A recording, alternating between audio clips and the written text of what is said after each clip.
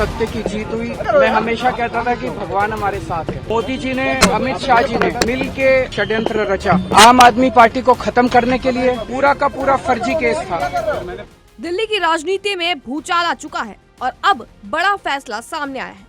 दरअसल शराब घोटाले केस में दिल्ली के राउज एवेन्यू कोर्ट ने बड़ा फैसला सुनाते हुए आम आदमी पार्टी के संयोजक अरविंद केजरीवाल और पूर्व डिप्टी सीएम मनीष सिसोदिया को सीबीआई केस में सभी आरोपों से बरी कर दिया है।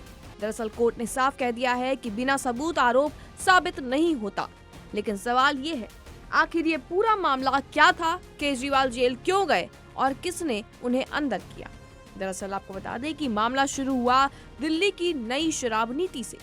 दिल्ली सरकार ने 2021 और 22 में नई एक्साइज पॉलिसी लागू की।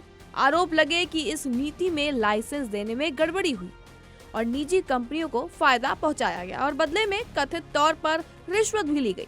इसके साथ ही आपको बता दें कि सीएजी की लीक रिपोर्ट में दावा हुआ कि इस नीति से सरकार को 2026 करोड़ रुपए का रेवेन्यू लॉस हुआ। इसके बाद दो एजेंसियां मैदान में आई, पहली एनफोर्समेंट डायरेक्टरेट यानी कि ईडी और दूसरी सेंट्रल ब्यूरो ऑफ इन्वेस्टिगेशन यानी कि सीबीआई। अब सवाल उठता है कि केजरीवाल की गिरफ्तारी कब और कैसे हुई।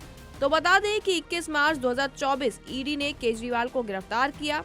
आरोप लगे कि वो इस कथित घोटाले के मुख्य सूत्रधार हैं। मनी लॉन्ड्रिंग और गोवा चुनाव में कथित फंडिंग का भी उन पर आरोप लगा। इसके बाद 26 जून 2024 को सीबीआई ने उन्हें जेल से ही हिरासत में ले लिया। यानी एक केस में जमानत मिली तो दूसरे केस में उन्हें गिरफ्तारी मिल गई। तो वहीं ईडी की गिरफ्तारी को केजरीवाल ने दिल्ली हाई कोर्ट में चुनौती दी, लेकिन हाई कोर्ट ने गिरफ्तारी को बरकरार रखा और मामला पहुंचा सुप्रीम कोर्ट ऑफ इंडिया।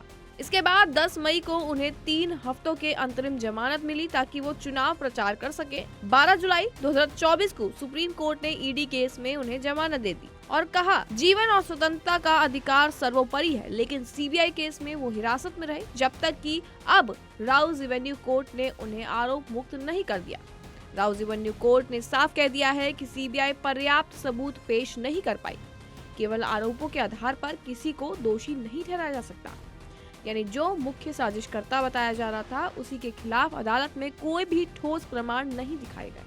अब इस पर केजरीवाल का पक्ष क्या था, उस पर बात कर लेते हैं। दरअसल आपको बता दें कि उनके वकील अभिषेक मनु सिंघवी ने दलील दी कि ईडी के पास गिरफ्तारी का कोई भी ठोस आधार नहीं था। पीएमएलए की धारा 19 के तहत जरूरी शर्तें पूरी नहीं हुई, गिरफ्तारी राजनीतिक थी और ईडी ने कहा कि गवाहों के बयान काफी हैं, मिनी ट्रायल की जरूरत नहीं है। लेकिन आखिर में अदालत ने साफ कर दिया कि सिर्फ आरोप नहीं, सबूत चाहिए। हालांकि अब ईडी केस में उनको जमानत मिल गई है और सीबीआई केस में वो आरोप मुक्त हो चुके हैं, लेकिन राजनीतिक बहस अभी भी लगातार जारी है। ये मामला सिर्फ कानूनी नहीं था। बता दें कि ये चुनावी मौसम में हुआ राजनीतिक आरोप और प्रत्यारोप के बीच हुआ था और देश भर में ये चर्चा का केंद्र भी बना। हालांकि अब सवाल ये उठता है कि अरविंद केजरीवाल जेल आखिर गए क्यों? तो दरअसल इसका जवाब है क्योंकि ईडी और सीबीआई ने नई शराब नीति को लेकर मनी लॉन्ड्रिंग और भ्रष्टाचार के आरोप उन पर लगाए थे। पहले ईडी ने उन्हें गिरफ्तार किया, फिर सीबीआई ने उन्हें हिरासत में लिया।